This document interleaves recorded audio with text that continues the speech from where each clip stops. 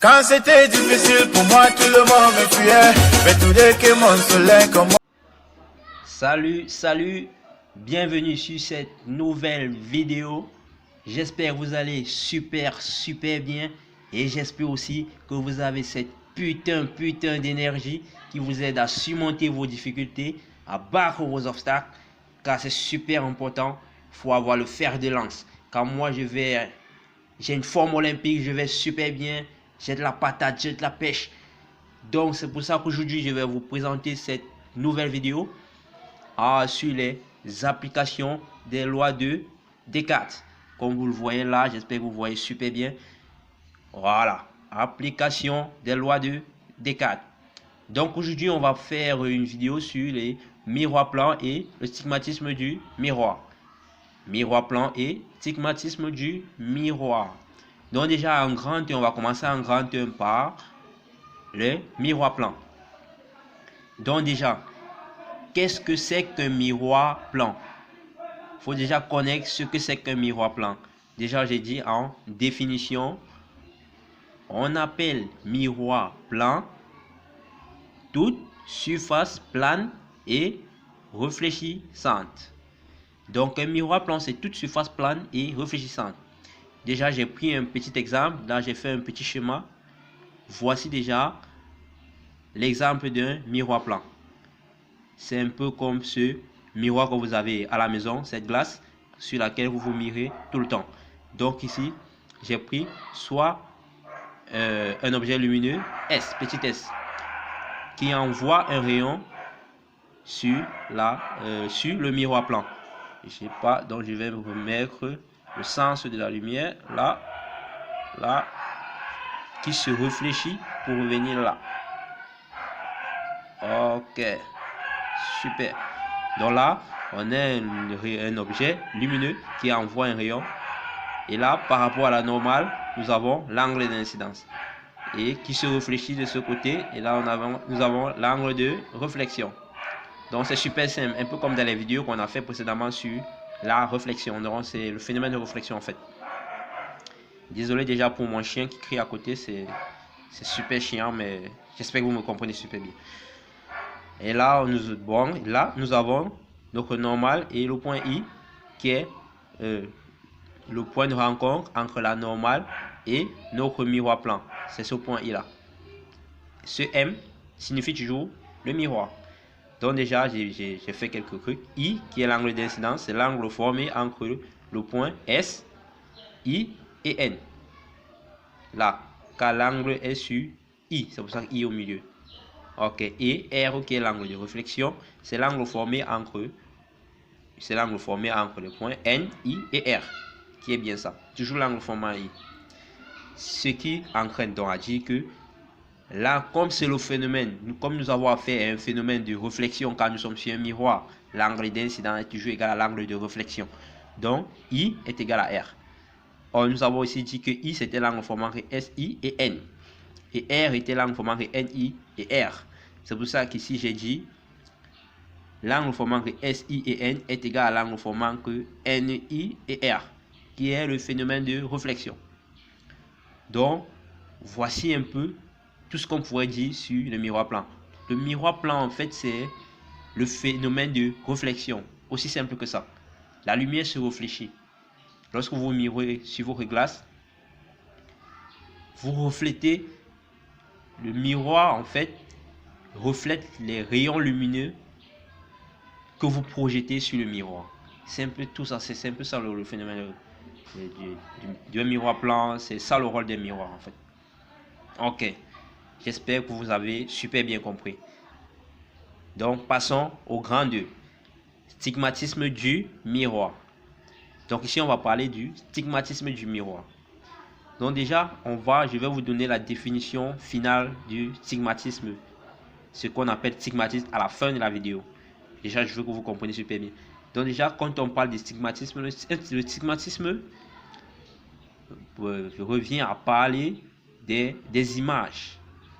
L'image, donc lorsque vous mirez dans la glace, dans un miroir, vous vous mirez et là vous apercevez votre image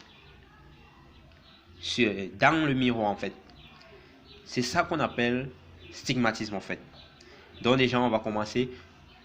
Considérons le miroir M et un objet lumineux S.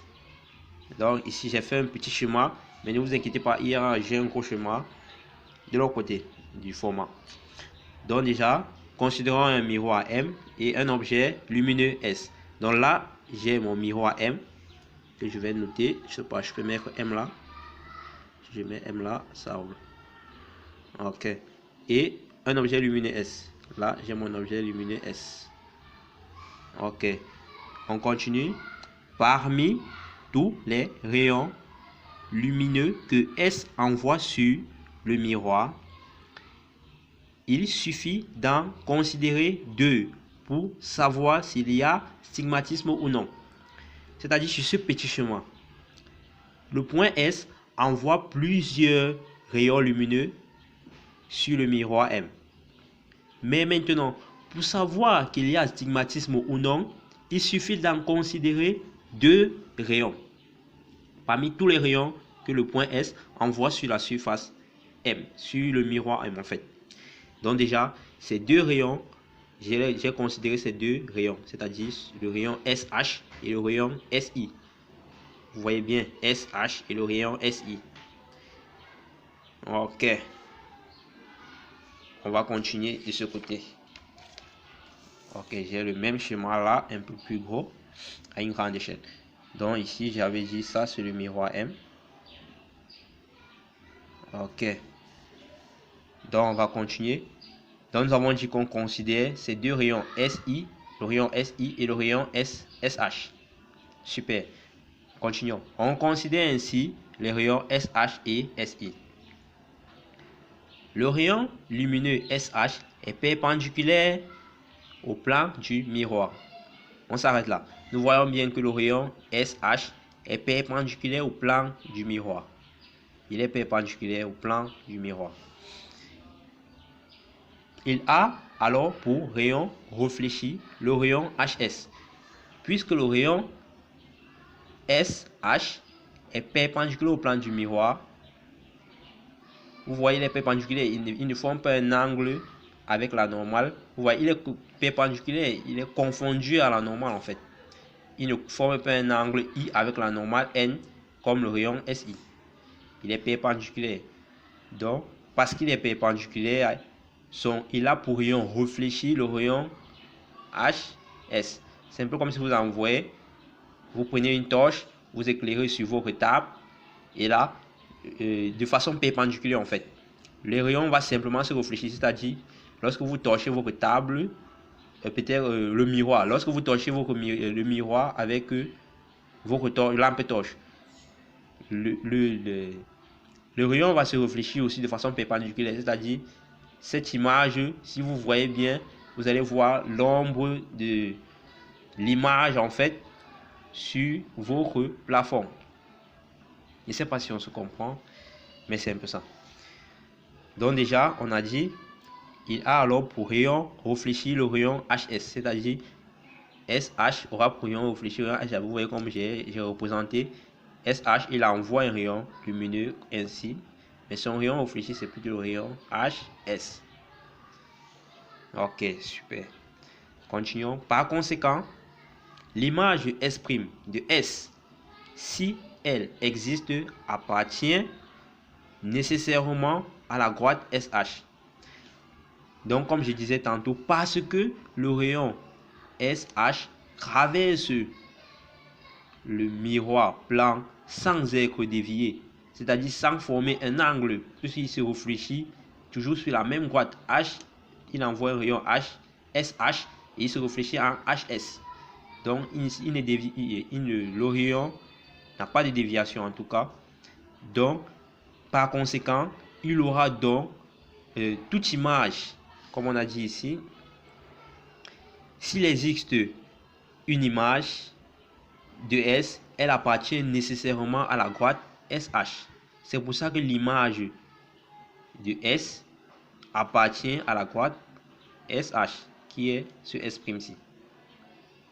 Parce que le rayon SH traverse le miroir plan sans être dévié.